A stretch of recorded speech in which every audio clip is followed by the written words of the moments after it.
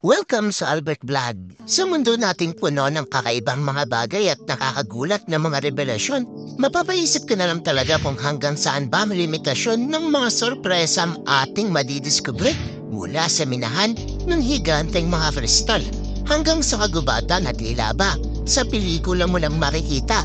Ito ang 10 pinakakakaiba at mahiwagang lugar sa buong mundo na tiyak kong ikagugulat mo. Kaya kung handa ka ng tuklasin ito ay simulan na natin. Number 10, Laika Mine. Hindi naman lingid sa ating kaalaman na ang ating planeta ay naglalaman ng napakaraming uri ng mineral at crystals. At isa ang Laika Mine sa patunay nito. Makikita ang puno at naglalakihang lead, zinc at silver mine o ang tinatawag na selenite crystals sa munisipalidad ng Soquilo, Chihuahua, Mexico. Ang kakaibang minahan nito ay natuklasan at pagmamayari ng Industrial Pinoles. Dahil nasa napakaraming uri ng kristal at mineral ang matatagpuan dito, tinagurian silang world's largest silver producers. Ang mga kristal kasi na pwedeng minahin dito ay may 4 na talampakan ng diameter at haba na pwede namang umabot ng hanggang 50 talampakan. Sa kabilang dako ay hindi rin madali para sa mga minero ang magtrabaho dito dahil sa sobrang tinit ng lugar at sinasabing 10 minuto lang ang itatagal mo rito bago ka atakihin ng hyperthermia. Pero noong 2015 ay tuluyan ng pinagbawal ang pagmina dito dahil saan ka pa nga ba naman makakakita ng ganito kahiwagang lugar sa ating planeta. Kaya marapat lang talaga na ito ay protektahan. Oops, nagsisimula pa lang tayo. Bago tayo magpatuloy, isang mabilisang paalala lang. Na kapag finalo mo ang Albert Vlog, i-15 ka. Try mo, wala namang mawawala sa'yo. Number 9, Dark Hedges. Tunay nga naman nakakaiba at nakamamangha ang Dark Hedges dahil sa kakaibang mga postura ng mga puno dito.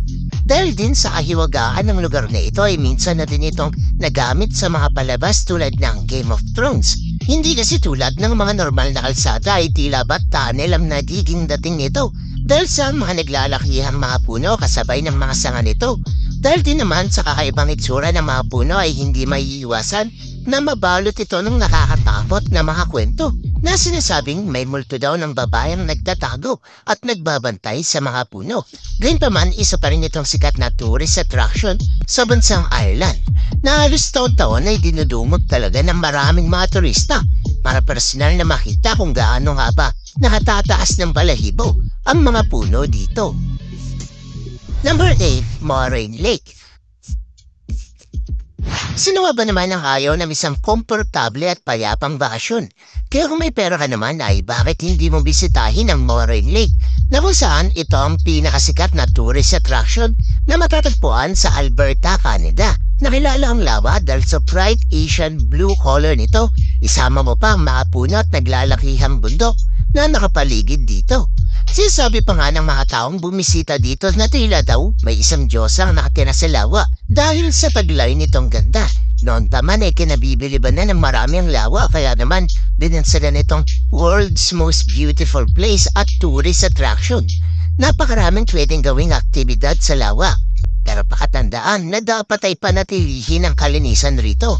At dahil sa napakaraming turista ang gusto itong bisitahin, ay nilimitahan ang mga taong pwedeng pumunta sa Moraine Lake. Number 7, Canyon Fiat Grau Boulevard.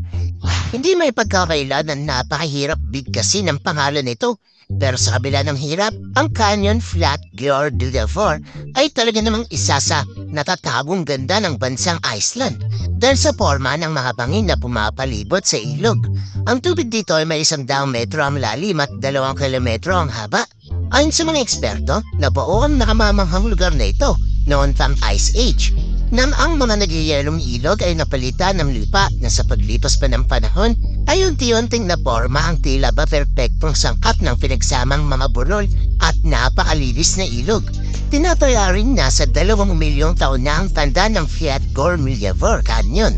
At simula man ang madiskubre ito ay di na mabilang na mga turista ang pumunta rito para personal na saksihan ang tinataglay na ganda at hiwaga ng lugar. Number 6, the Rainbow Mountains of Zhanghe Dansha. Talaga namang masarap ang maglakbay at pumunta sa iba't ibang mga lugar. Kaya naman isa ang Zhanghe Dansha sa pangarap na lugar ng maraming mga turista. At ito ay matatagpuan sa bansang China. Saan ka pa nga ba naman makakakita ng mga bundok na tila ba mga layer ng Keigametsura? Ito kasi ay binubuo ng tila ba rainbow na mga kulay. Dahil sa kaibahan at hiwaga ng lugar na ito, ay ginawaran nito ng UNESCO bilang isa sa World's Heritage Site noong 2009. Bukod sa kakaibang kulay ng mga bundok ay hinahangaan din dito ang kakaibang mga bato na may iba't ibang forma, laki at nahas. Sinasabi ng mga eksperto na nabuo raw ang Rainbow Mountains of Zhanghe Dansha dahil sa paggalaw ng tectonic plates at talaga namang hindi may pagkabaila na isa ito sa pinakamahiwagang lugar sa ating planeta. Number 5, ang Danakil Desert.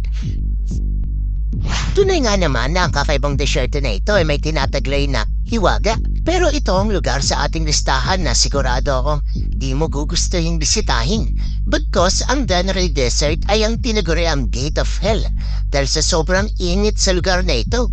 Sa umaga kasi ay umabot ang temperatura dito ng 128 degrees Fahrenheit. At ang tinuturong dahilan sa init ng lugar ay ang mga kalapit na crater ng mga bulkan. Bukod dito ay hinahangaan din naman talaga ang kakaibang mga lawa at anyong tubig sa Danakil Desert na tila ba nasa ibang planeta ka kung ito ay makikita mo ng personal. Pero dahil sa dami ng pwedeng masamang mangyari sa mga taong bumibisita dito, ay inirerekomendang magdala ng sapat na makakagamitan para makasurvive sa lugar. Para kahit papaano ay mapataas ang porsyento ng survival ng mga tao na gustong bumisita dito. Number 4, Lankios Maranhenses National Park. Talaga namang paggrabe ng paggrabe ang mga lugar sa ating listahan. Dumagdag pa itong Lankios Maranhenses National Park na nakilala dahil sa tila desierto nitong itsura na may puting mga buhangin. Kung tititigan ito mula sa ere ay pwedeng ang pagkamalan pa sila mga niebe dahil sa purong puti nitong kulay. Hindi lang yan ang nagpapahiwaga sa lugar dahil tuwing tagulan ay napupuno ito ng freshwater lagoons na nagdadagdag pa sa taglay nitong gata. Ang national park din na ito ay tinaguriang magical park at tahanan din ng iilang mga endangered animals. Kung gusto mo naman itong bisitahin ay matatagpuan ito sa North Atlantic coast ng Brazil. At ang lugar na ito ay ang isa sa pinakaprotektado sa kanilang bansa. Number 3, ang Zhangjiajie National Park. Walang kahit anong salita ang pwede kong magamit para ilarawan kung gaano kadanda ang lugar na ito. Sa moderno nating panahon, ay nakatutuwang isipin na may ganito pa ring mga lugar na nanatiling protektado at pwede pa rin masilayan ng maraming mga tao. Ang forest park kasi na ito na matatagpuan sa Hunan, China ay binubuo ng kakaiba at nakamamanghang formation ng nagtataasang mga bato. Dagdag pa sa ganda ang malulusog at matatayog na puno sa lugar. Ayon sa mga eksperto, ito daw ay dulot ng physical erosions. Matagal na panahon na ang nakalilipas. Sa kabilang dako, dahil rin sa ganda ng lugar na ito, ay dito napipiling mag-shooting ng mga pelikula tulad ng Avatar. Sa tulong rin ng kanilang tinayong 100 Dragon Skylift na tinaguri ang tallest outdoor elevator ay malinaw mong makikita sa taas kung gaano ba kadagda at kahiwaga ang Zhangjiajie National Forest Park. Number 2, Capilano Suspension Bridge. May takot ka ba sa matataas na lugar? Pwes hindi ko nire-recommendang pumunta ka rito dahil ang Capilano Suspension Bridge ay may taas na umaabot ng 460 feet.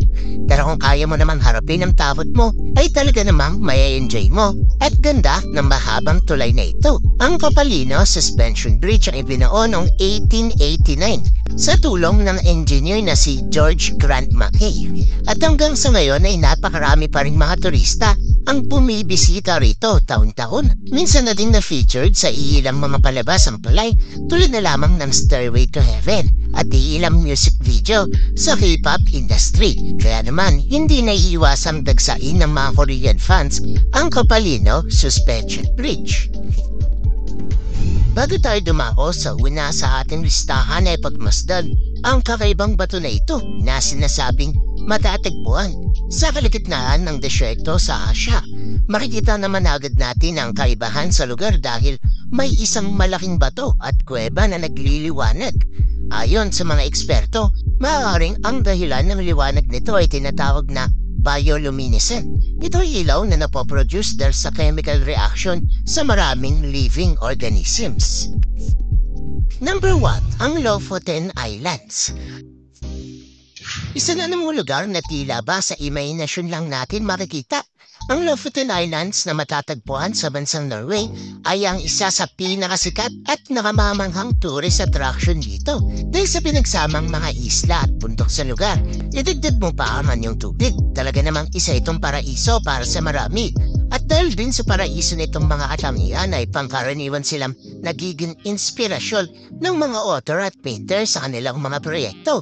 Tulad na lamang sa mga opera ni Jules Verne, isang sikat na French novelist. Pangingisda ang kinagigiliwang gawain ng mga tao rito. At simula pa naman noon ay dinarayo na talaga ito ng maraming mga turista, pero dahil nga sa human distraction ay nilimitahan ang mga taong pwedeng pumunta dito. At sa halip ay piling mga professional lang ang nabibigyan permiso na bumisita sa lugar.